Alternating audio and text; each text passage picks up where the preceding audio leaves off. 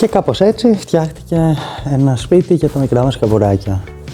Ένα υπέροχο ολοζώντανο έκθεμα που είναι ένα πράσινο κουτί.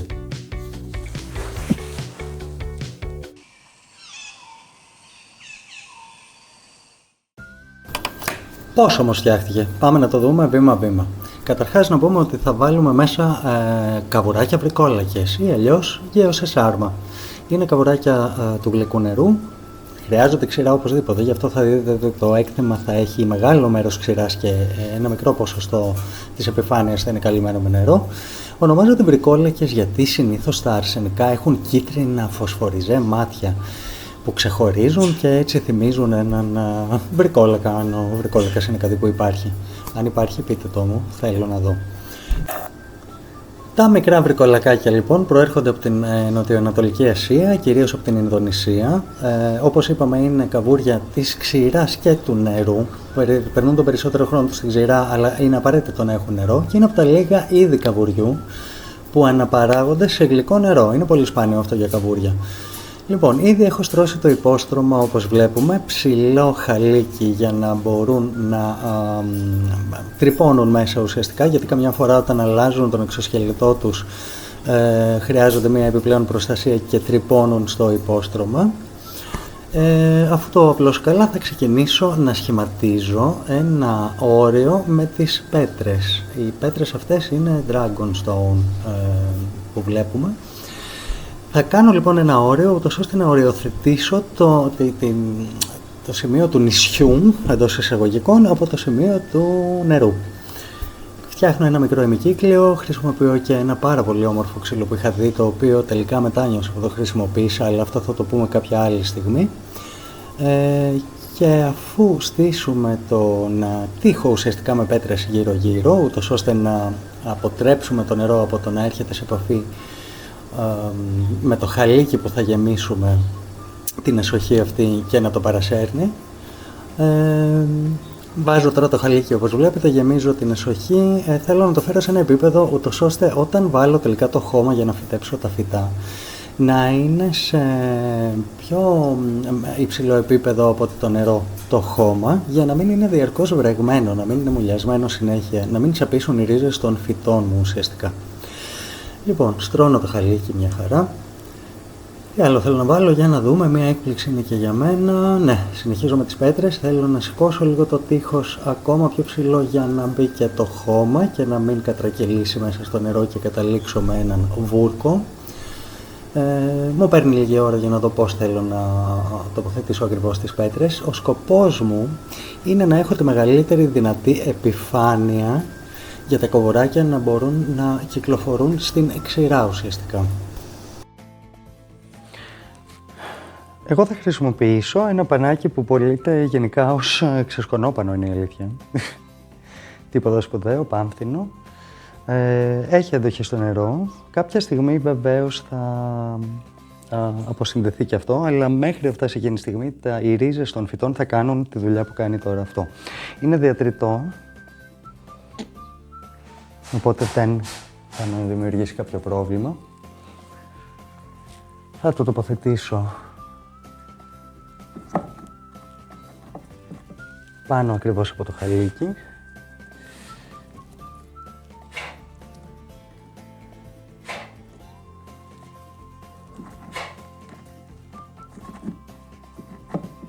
Και μετά θα μπορώ να τοποθετήσω το χώμα πια. Εντάξει, προφανώς δεν θέλω να είναι εμφανές, γιατί είναι απέσιο στην όψη. Αλλά αφού μπήκε το χώμα και τα φυτά, δεν θα φαίνεται τίποτα.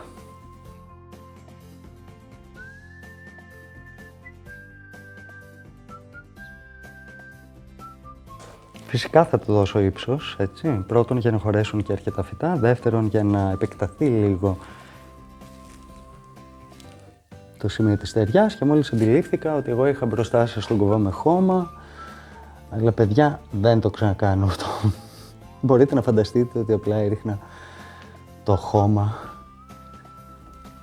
μέσα στο έκθεμα. Και αφού προσθέσω λίγο ακόμα χώμα για να δώσω περισσότερο ύψος, θέλω να δοκιμάσω και διάφορα ξύλα που έχω υπόψη, ούτως ώστε να αρχίσω να στείνω ουσιαστικά το νησί, το πώς θα φαίνεται και να καταλήξω στο πώς θα φυτευθεί κιόλας. Τελικά θα πάω με το λεπτό ξύλο με την ωραία αυτή ρίζα, γιατί το άλλο ήταν πάρα πολύ μεγάλο και μου έτρωγε πάρα πολύ επιφάνεια.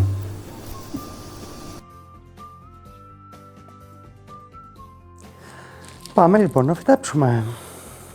Πάμε να κάνουμε χαμό και ελπίζω όχι κυριολεκτικά, διότι είναι πολύ πιθανό να κάνω χαμό και να το καταστρέψω τώρα όλο αυτό. Λοιπόν, έχουμε τα φυτά για την ξηρά και τα φυτά για το τμήμα του νερού. Ας ξεκινήσουμε με τα υδρόβια.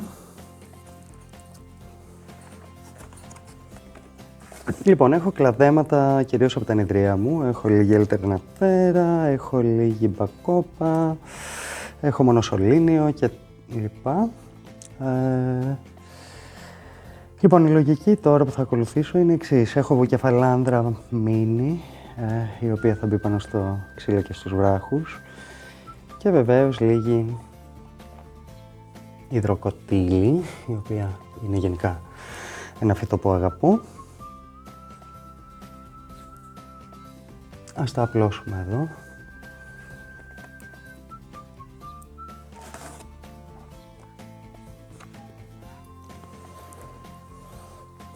Λοιπόν, η λογική είναι η εξής, ότι αυτά τα φυτά θα τα βάλουμε στο τμήμα του νερού, θα τα αφήσουμε όμως να βγουν και πάνω από την επιφάνεια του νερού, ούτως ώστε να μας βοηθήσουν σε αυτό το κλίμα της ζούγκλας που θέλουμε να δημιουργήσουμε, εν πάση περιπτώσει, του τροπικού δάσους. Θα μας βοηθήσουν και με την ενίσχυση της υγρασίας.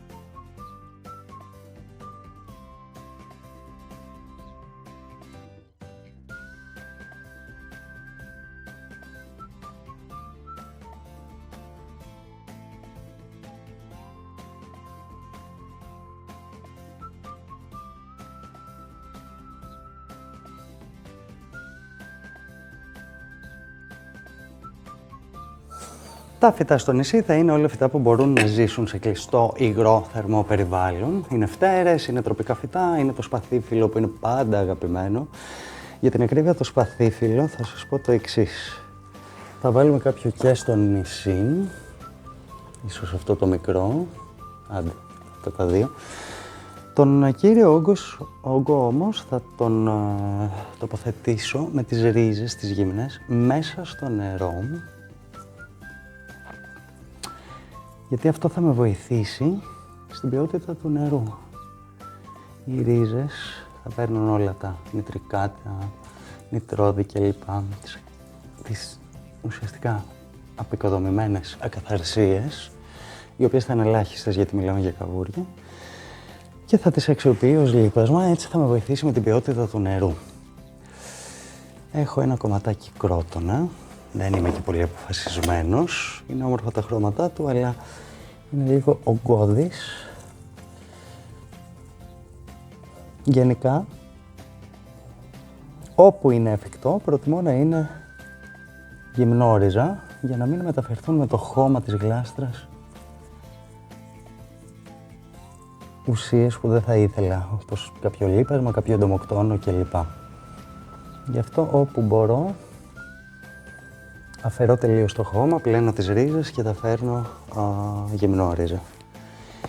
Πράγμα που δεν κατάφερα να κάνω με αυτή τη φτέρη, γιατί είναι πάρα πολύ εύθραυστη. Παρ' όλα αυτά, επειδή την έχω για πάνω από χρόνο θέλω να πιστεύω ότι όλα έχουν τελικά ανακυκλωθεί.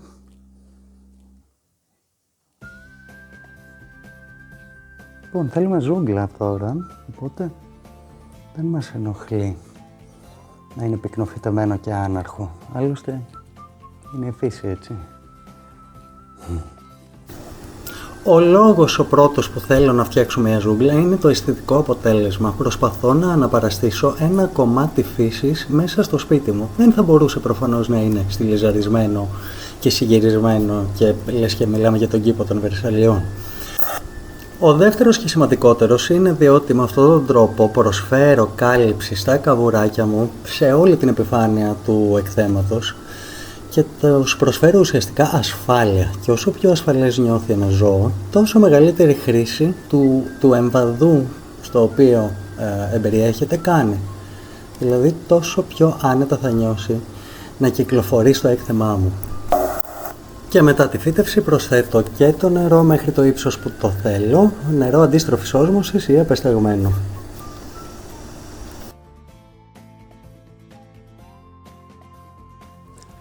Λοιπόν, σχεδόν ολοκληρώνεται, πάμε για τις τελικές πινελιές. Καταρχάς θα βάλουμε τους συγκατοίκους. Οι συγκάτοικοι θα είναι απλά αυτά τα σαλιγκαράκια. Μπας και έμειναν να παραχθούν επιτέλους. Σε όλο τον κόσμο αναπαραγόνται και προσπαθούν να τα ξεφορτωθούν. Εγώ πρέπει να τους κάνω ύπνο με αφροδισιακά, ξέρω εγώ. Λοιπόν, φυσικά θα βάλουμε και κάποια βότσαλα. Κάποια βοτσαλάκια.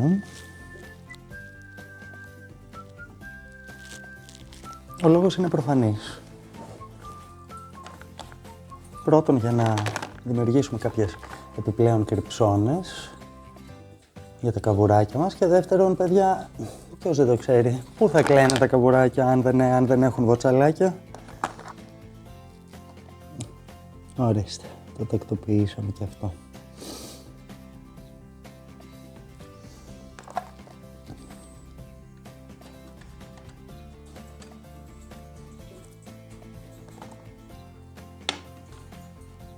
Νομίζω πως είμαστε τέλεια τώρα.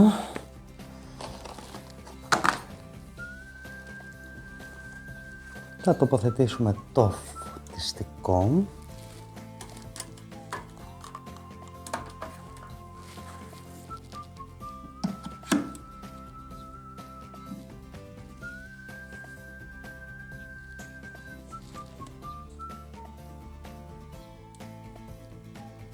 Ωραία.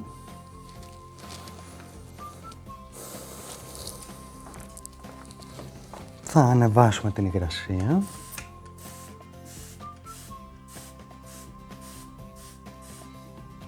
Τέλεια. Και είμαστε έτοιμοι για τα αστέρια του εκθέματος.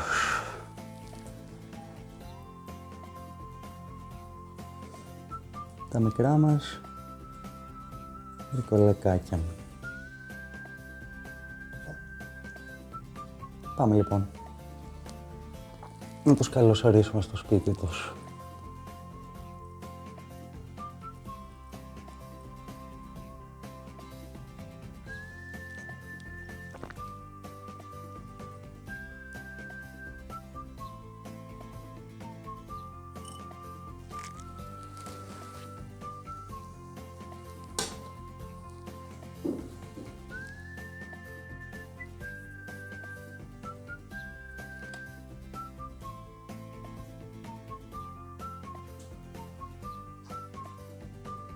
Αρχίζουν να ανακαλύπτουν το χώρο σιγά σιγά.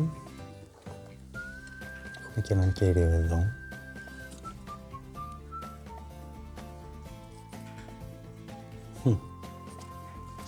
Ωραία, ίσως το έκανα υπερβολικά εύκολο να κρυφτώ.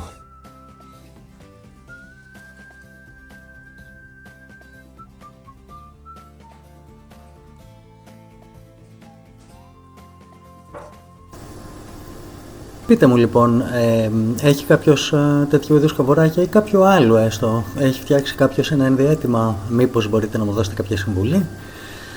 Ενημερώστε με στα σχόλια. Λοιπόν, από μένα καλή συνέχεια και φιλιά από τα βρικολακάκια μας.